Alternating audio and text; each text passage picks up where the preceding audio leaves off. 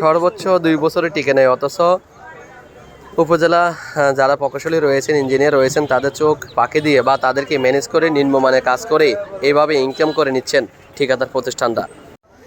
ঠিকাদারি ব্যবসায়ীদের সম্পূর্ণ আয় উপার্জিত টাকায় নাকি হালাল।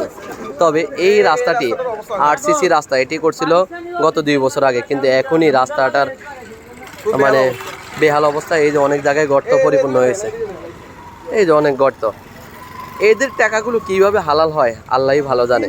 অথচ গত 3 বছর আগেই এই রাস্তাটি আরসিসি নিয়মে ঢালাই করা হয়েছে। এটি সোনাপুর বাজারের দৃশ্য। এইভাবে অনেক ঠিকাদার ব্যবসায়ী আছে, অনেক ঠিকাদার প্রতিষ্ঠান আছে যারা বুক ফুলিয়ে বলে যে আমাদের টাকাগুলো কষ্টের টাকা, আমাদের টাকাগুলো হালাল টাকা।